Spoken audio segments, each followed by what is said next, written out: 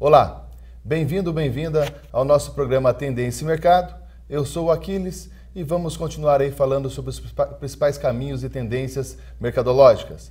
O tema de hoje é bem especial e bem bacana. É tendências e desafios para a internacionalização das empresas brasileiras. E para isso convidamos e contamos com a presença do professor João Alfredo Negrai. Bem-vindo, professor. Obrigado, Aquiles. Um prazer estar aqui. Muito bom.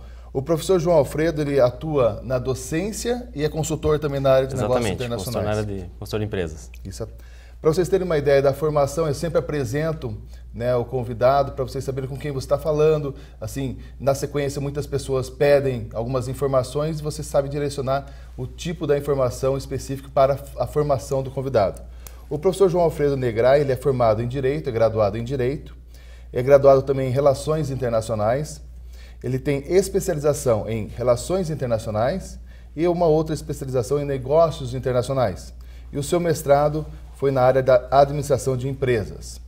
Bom, professor, falando de internacionalização, falando de Brasil, vamos falar de risco Brasil, como que isso está acontecendo agora, se fala bastante, a mídia fala bastante sobre isso, e alguns termos que aparecem. Muitas vezes as pessoas absorvem aqueles termos, mas não sabem do que se trata, então elas não entendem o contexto. Então nós vamos tentar, na medida do possível, exemplificar, deixar o mais tranquilo possível as siglas, tá? Como BRICS, alguns tipos de siglas existentes aí. Claro. Quais são as principais dificuldades para as empresas brasileiras hoje, para elas conseguirem ganhar esse mercado internacional? Pois bem, professor Aquiles, as dificuldades são várias e se expressam aí em todos os momentos, não só da internacionalização das empresas brasileiras, mas também de sua própria existência. E isso começa desde quando se cria uma empresa no Brasil, que leva aí 100 e tantos dias, 115 dias, o que é absurdo. Se nós considerarmos aí uma comparação do tempo de criação de uma empresa no Brasil com o tempo de criação de uma empresa nos Estados Unidos, nós começamos uma empresa nos Estados Unidos, em 48 horas nós já teremos todas as licenças, a licença federal, a licença estadual e a licença municipal. Então começa por aí. O segundo ponto é que uma pequena parte das empresas apenas consegue passar do segundo ano de existência. Aquelas que passam do seu segundo ano de existência, elas enfrentam, para atuar no mercado de negócios internacionais, para atuar no comércio exterior, elas enfrentam uma burocracia muito pesada. Hoje nós temos aí cerca de 3.600 normas que disciplinam o comércio exterior brasileiro e o tornam extremamente burocrático. A ONG Procomex encomendou um estudo para a Fundação Getúlio Vargas e nesse estudo foi concluído que apenas a aduana brasileira, através dessa pluralidade de normas, causa perdas anuais ao país de mais de 2,5 bilhões de dólares. Então aí começa uma primeira dificuldade, que é a variedade, a pluralidade de normas e a imensa burocracia que se tem hoje para se fazer negócios internacionais a partir do Brasil. Um outro ponto é que nós somos apenas o 22º país exportador de acordo com a Organização Mundial do Comércio. Nós ficamos atrás de países geograficamente, territorialmente muito menores do que o nosso, como por exemplo a pequena Bélgica ou até mesmo a Espanha, que vive aí um momento econômico muito delicado. Nas minhas atividades práticas, nas minhas atividades empresariais, a minha empresa a gente presta consultoria aí para uma série de empresas do exterior que estão buscando iniciar suas atividades aqui no Brasil. Dentre meus principais clientes vem da Itália, que eu tenho aí uma parceria com a Federação das Indústrias de Trento. E tem sido muito difícil iniciar as atividades dessas empresas aqui, porque normalmente a gente começa efetuando um estudo de mercado, desenvolvendo um planejamento estratégico. Quando nós percebemos que o mercado brasileiro seria aberto aos produtos desse pessoal lá da Itália, nós efetuamos algumas importações iniciais.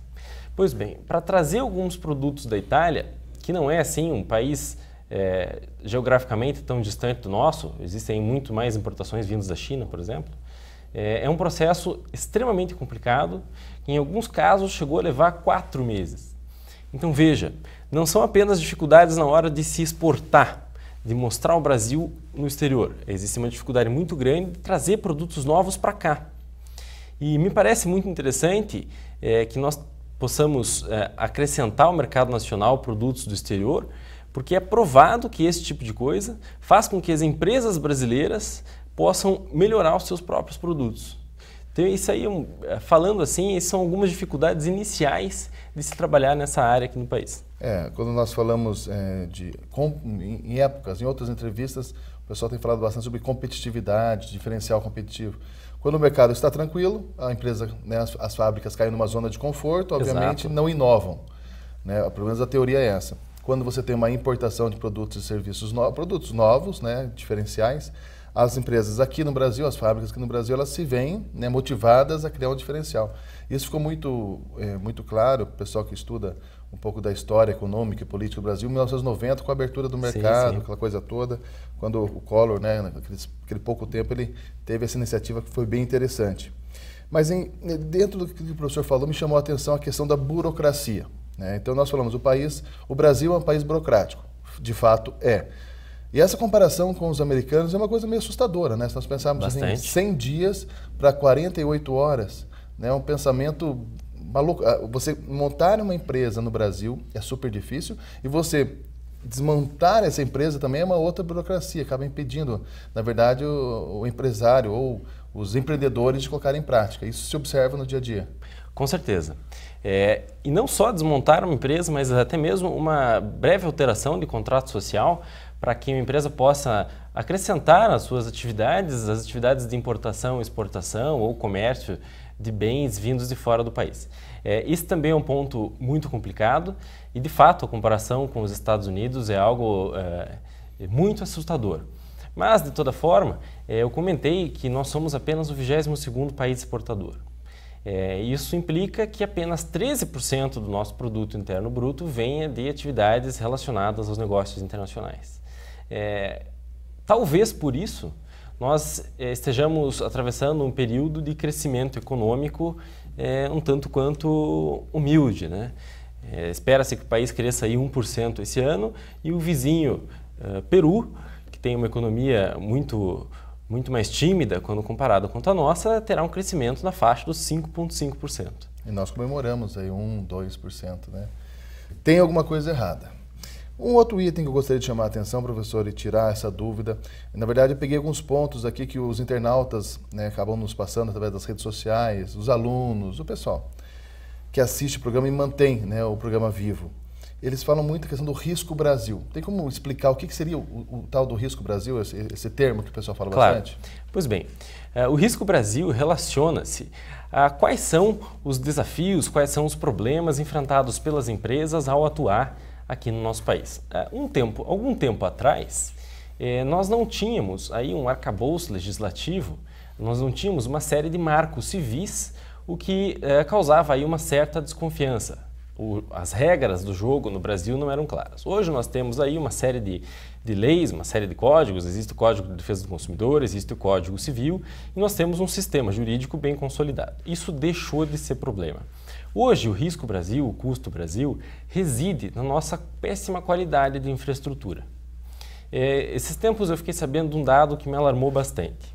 Esse dado dizia que o Brasil perde por ano nas nossas estradas a mesma quantidade de soja, a soja apenas que sacode do caminhão e acaba caindo no caminho, nós perdemos por ano a mesma quantidade que a Argentina produz e exporta. Então veja, isso é um desperdício imenso. Então um dos pontos na verdade o principal ponto do qual se trata o risco país, o custo país, é o chamado gargalo de infraestrutura, do qual também se tem comentado bastante.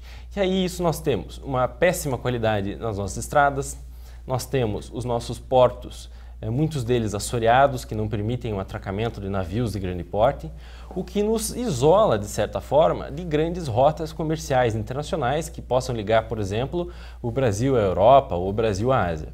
Esse é um ponto. O segundo ponto é que nós não temos utilizado algo que os europeus, os estadunidenses e até mesmo os chineses, que se fala muito da China, têm utilizado muito bem, que são as ferrovias. As ferrovias são um meio de transporte, é um modal que barateia muito o custo na exportação e no transporte dos produtos. Então, nós não temos ferrovias, nós temos portos não numa boa condição e nós temos aí estradas que dificultam o transporte de mercadorias de seus centros produtores até os pontos para exportação. Isso tudo não só prejudica o desempenho do país enquanto exportador, mas também aumenta o custo das mercadorias brasileiras, que já tem aí uma carga tributária bastante pesada. Esse é o nosso país, né?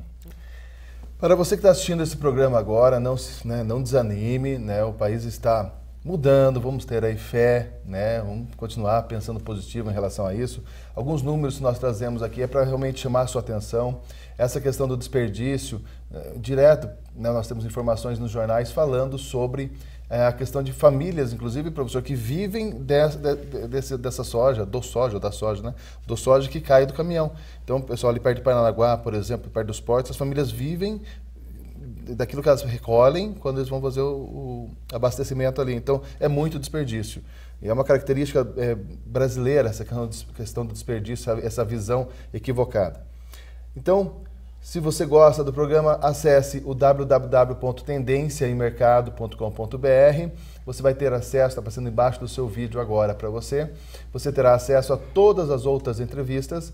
Você pode acessar também através das nossas redes sociais, o Twitter, que é o @AquilisJúnior, você fala diretamente com o pessoal do programa, e também através da nossa fanpage que aparece embaixo da sua tela. Para falar com o professor João Alfredo, também nós temos o site que está aparecendo embaixo da sua tela nesse momento, e você também pode fazer aí suas interações, suas observações sobre o que é tratado aqui. Professor, nós escutamos muito, eu escuto bastante, não só dos alunos de comércio exterior, alunos de gestão comercial, marketing, como um todo, que a maior dificuldade na hora de arrumar um emprego, uma das maiores dificuldades seria a questão das línguas. Eu imagino que esse domínio de uma outra língua seria um grande desafio também na questão do comércio internacional. Como que o professor percebe isso? Qual é o caminho para aquele aluno, para aquela pessoa que está assistindo esse programa agora e assim, vai fazer um curso? Não, mas talvez um curso de 6 meses, um curso de 1 ano, passar um tempo fora. Eu sempre digo, imagina hipoteticamente que passaram um tempo fora, não são todos que conseguem. Existe algum tipo de programa, algum programa do governo, tipo Inglês Sem Fronteiras, Ciências Sem Fronteiras, alguma coisa, iniciativa que o aluno pode correr atrás em relação a isso? De fato, professor Aquiles, existe aí uma dificuldade muito grande relacionada à proficiência em língua estrangeira. Esse é um dos complicadores na hora de se fazer negócio com o Brasil. Não só com o Brasil, isso acontece também com uma série de outros países, como por exemplo com a própria China. A China tem aí um número relativamente percentualmente pequeno de pessoas habilitadas a conversar em inglês. Em algumas cidades. Em outras cidades um pouco mais que tem seu foco aí no turismo de negócios, como Xangai, Guangzhou, que é a cidade de Cantão, nós encontramos pessoas mais aptas a conversar e a negociar em língua estrangeira. Recentemente eu escrevi um artigo tratando das dificuldades de se ensinar negócios internacionais aqui no Brasil. E eu percebi que existe um índice internacional de proficiência na língua inglesa. E o dado é igualmente alarmante. No Brasil, nós temos cerca de 5% da população em idade de trabalho que tem condições de se expressar e falar inglês bem para se negociar aí com com outros países. Esse é um índice muito pequeno e atrapalha muito, principalmente porque existem algumas corporações de fora do país que não sabem a maneira correta de iniciar seus negócios aqui no Brasil e acabam eventualmente contatando empresas nacionais para comprar um produto ou vender um insumo e acabam sem ter resposta. Então esse é um ponto, esse é um grande complicador hoje para a gente fazer negócios com o exterior. Desconheço algum programa do governo federal que trate, que aprimore o ensino da língua inglesa, e isso me espanta porque eu esperava que, com um país tendo sido sede aí da Copa do Mundo e sendo sede das Olimpíadas de 2016, eu esperava que houvesse aí algum programa que permitisse que jovens buscando o ensino ou buscando uma segunda ou terceira língua, que tivessem aí esse apoio. Infelizmente, aparentemente isso não aconteceu e esse é um dos desafios. Acho sim que é válido, experiências internacionais morando fora do país ou estudando fora durante algum tempo são válidas. Eu mesmo passei por experiências assim na minha época de graduação, o que foi que me rendeu excelentes frutos. Mas acredito que enquanto tempo as pessoas vão estudar, isso depende, isso varia de pessoa para pessoa, alguns têm uma facilidade maior, outros uma dificuldade, mas acho que tem gente hoje que reclama de ter que aprender inglês, tem umas certas dificuldades com o inglês e o espanhol, e eu imagino que os nossos filhos e netos vão ter não só que aprender o inglês, mas o chinês também. É uma tendência. Com certeza. Fala bastante. Outra perguntinha bem interessante para as empresas, para aquelas pessoas que estão assistindo o programa e tem uma empresa ou conhecem alguém que estão pensando em exportar ou importar. Qual é o caminho? Ele está lá numa cidade interior, produz muito, ou tem uma necessidade, uma demanda de um tipo de produto, precisa importar. Qual que é o caminho? O que ele procura? Ele vai procurar o Sebrae, ele acessa o teu site, ele entra no e-mail do Ministério das Relações Exteriores. Qual que é o caminho para aquela pessoa que está perdida em relação a isso? Pois bem, são vários os caminhos. O primeiro ponto é que a empresa seja legalmente constituída e tenha aí no seu contrato social a possibilidade de que efetue operações de comércio exterior, seja importação, seja exportação.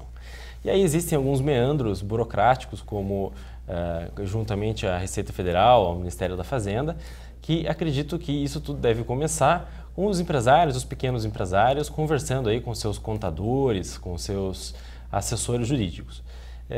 Eu presto consultoria para algumas empresas que querem atuar fora, mas principalmente para empresas de fora do Brasil que querem começar a atuar aqui. O país reconhece que nós temos aí uma grande burocracia na área de negócios internacionais, na área de comércio exterior, e para isso criou uma agência, que é a Agência de Promoção de Exportações Brasileiras, que é a Apex. A Apex é um órgão do governo que presta aí consultoria, capacita empresários que querem atuar no exterior, querem exportar os seus produtos e não sabem como fazê-lo. Algumas empresas me procuram e me dizem o seguinte: eu quero exportar, preciso da sua consultoria. Minha primeira pergunta sempre é: por quê? E eu espero ouvir respostas como: eu gostaria de superar um eventual momento de sazonalidade pela procura do meu produto ou do meu serviço, eu gostaria de alavancar novas sinergias, eu gostaria de ter contato com um público-alvo de maior, um pouco mais exigente, ter um know-how um pouco maior. Isso é o que eu gostaria de ouvir. Em 98% dos casos, a resposta que me dão é: eu quero exportar porque o meu concorrente exporta. Bem, essa já é uma motivação, eu diria, duvidosa, porque a própria exportação, antes que ela renda lucros para a empresa, ela traz algumas despesas, como, por exemplo, a adaptação do produto, a tradução das embalagens, dos manuais de usuário e por aí vai. Então, antes que o empresário ele tenha lucro nas suas operações em exportação, é necessário aí algum investimento, muitas vezes não só financeiro, mas também em termos de capital humano, para que se estude o próprio produto, aí aonde ele pode ser demandado e que se efetuem algumas adaptações. Percebe-se, tanto na teoria quanto na prática, que empresas comprometidas com o comércio exterior, elas passam por fases de atuação no mercado externo. A maior parte delas começa através de exportações esporádicas, adapta seu produto para uma realidade de mercado específica e começa sua atuação no comércio internacional através de exportações esporádicas. Muitas vezes essas exportações acabam ganhando corpo, até que essas empresas acabam contratando agentes de venda no exterior e depois abrem suas filiais fora do país e algumas delas começam até a produzir no estrangeiro. Isso é fato, isso acontece aí, é uma forma de atuação tida como uma forma normal de internacionalização. Então, algumas empresas iniciam sua atividade internacional assim.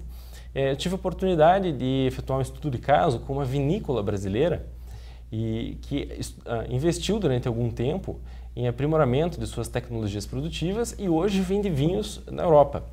Então, isso é algo que me chamou a atenção, porque é um produto, de certa forma, refinado, onde o Brasil não é reconhecidamente um produtor de vinhos. Ainda assim, contra algumas estatísticas, essa empresa brasileira lá do Rio Grande do Sul começou a produzir vinhos aí de classe mundial e vende isso hoje bastante, tanto no Reino Unido quanto na França, vendendo inclusive espumantes naquele país que é aí reconhecidamente, ou era até um tempo atrás, o melhor produtor de vinhos e espumantes do mundo. Dentro desse conceito se fala bastante também, o Brasil está em evidência, o Brasil está na moda, mesmo estando lá em 22º, foi a colocação, isso. Ele está numa crescente. Isso é verdade ou é algo que o governo passa apenas para para mascarar uma situação. E qual é o papel do Brasil dentro do BRICS? Né? Muito se fala agora sobre era o BRIC, agora o BRICS, né? Com o S no finalzinho aqui. O que é o BRICS? Como está o papel do Brasil dentro e se o Brasil está em uma crescente? Pois bem, eu diria que o Brasil estava em uma crescente até 2 anos atrás. Hoje nós estamos um tanto quanto estagnados, tanto no nosso crescimento econômico, quanto na nossa participação no comércio internacional. O que são os BRICS?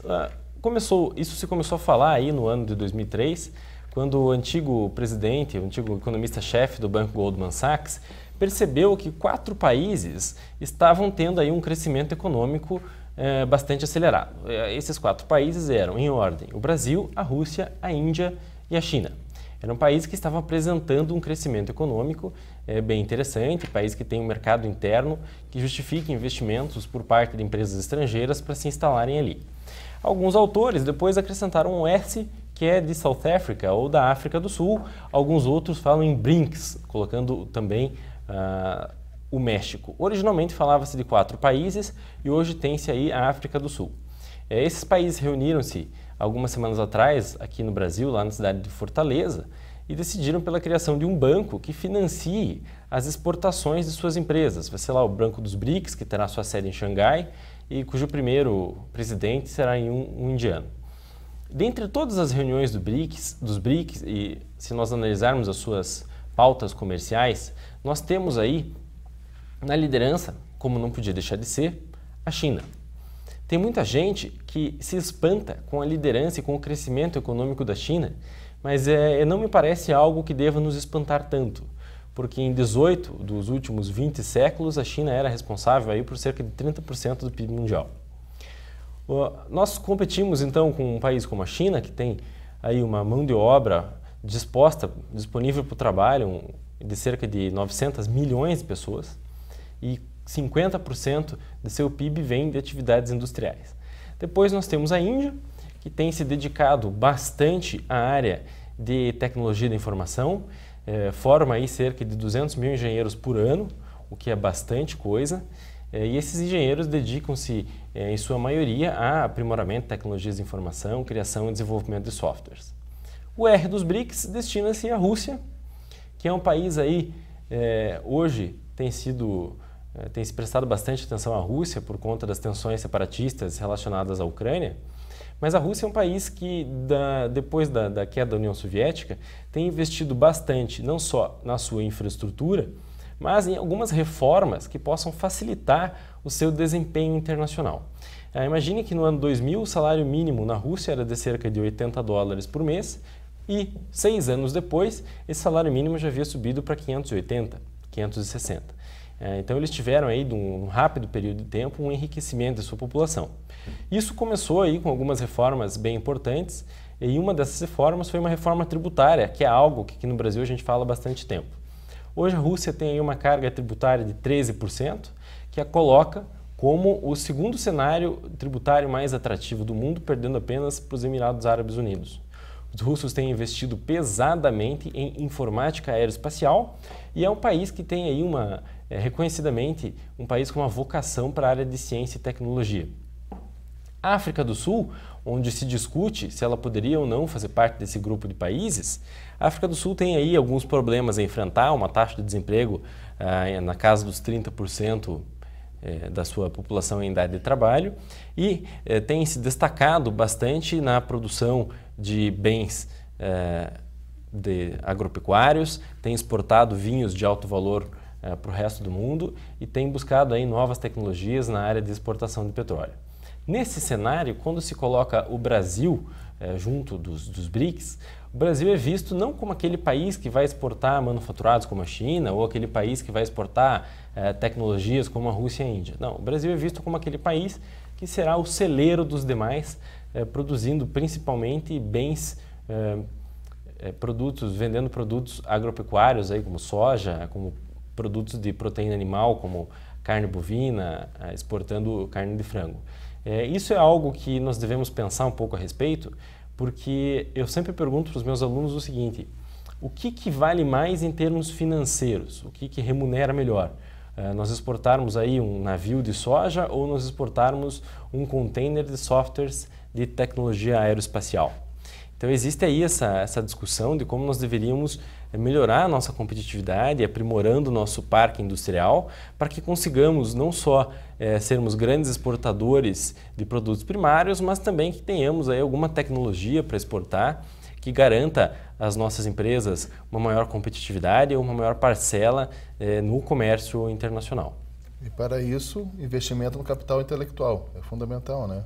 Investir no ser humano, investir no brasileiro, no trabalhador, para que ele gere, agregue valor aos produtos e, consequentemente, nós tenhamos aí saímos, né, dessa questão de somente produzir produtos chamados primários, né, como você falou, exato, né, soja, cereais e assim por diante.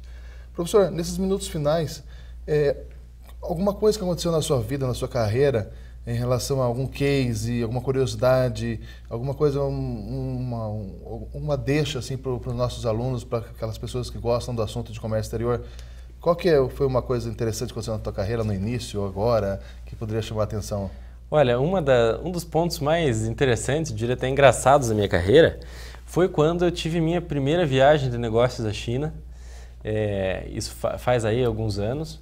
E eu sempre falo bastante da China porque é um país que terá aí, segundo projeções, um PIB até 2050 que será de pelo menos 2 vezes o PIB dos Estados Unidos. Então é um país que vai crescer bastante. Eu estive lá alguns anos atrás. A minha primeira viagem de negócio até a China foi bem interessante porque eu devo admitir que eu estava não tão bem preparado. É interessante que profissionais da área de comércio exterior tenham não só o domínio de uma língua estrangeira, mas tenham a capacidade de se comunicar interculturalmente. Nessa minha primeira viagem de negócio à China, eu tive uma oportunidade, fui convidado para um almoço de negócios, e esse almoço de negócios acabou se transformando, para minha surpresa, num que eu chamei de um show de bizarrices, né? Tanto pelas diferenças culinárias e gastronômicas do nosso país em relação à China, quanto pela maneira pela qual eles tentavam me mostrar tudo o que eles tinham de mais rico em termos culinários. E aí eu fui obrigado a experimentar iguarias que variam desde escorpião e cavalo marinho frito até um delicioso cérebro de macaco, um não tão delicioso pernil de cachorro e por aí vai. Nossa Senhora. Bom, então não é lenda, na China o pessoal come cachorrinho mesmo? Não, não é lenda. Comem e devo admitir que não é assim tão ruim. Não? Não. Cuide do seu dog, não deixe ele solto. É o seguinte, para você então acessar essa e outras entrevistas, www.tendenciaemmercado.com.br. Você pode acessar também através das nossas redes sociais, que durante toda a entrevista ela aparece para você ali, o @AquilisJúnior. Temos também o Twitter do @VagasLegais, que é ali um endereço onde nós postamos oportunidades, nós recebemos, os entrevistados nos passam algumas oportunidades, nós divulgamos ali no @VagasLegais, ok? Bom, professor João Alfredo, obrigado pela tua participação, foi muito bacana. Espero, né, nós vamos esperar agora o retorno, né, o feedback dos alunos em relação a essa entrevista, mas possivelmente teremos que marcar mais uma outra entrevista, porque o tempo fechou, eu tenho mais umas 10 perguntas aqui, mas vamos deixar para o segundo momento. Agradeço o convite, é um prazer estar aqui e contem comigo. Beleza. Bom, não esqueça, gentileza gera gentileza, acesse o nosso site, se você quiser lá no YouTube, dá um cliquezinho no curtir, ficaria bem bacana. Nos encontramos na próxima, até mais.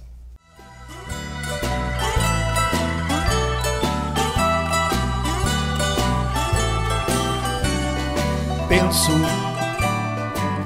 melhor seria não te ver, não te ouvir, não sentir, nem falar. Cego, surdo, mudo, tetraplégico de amar.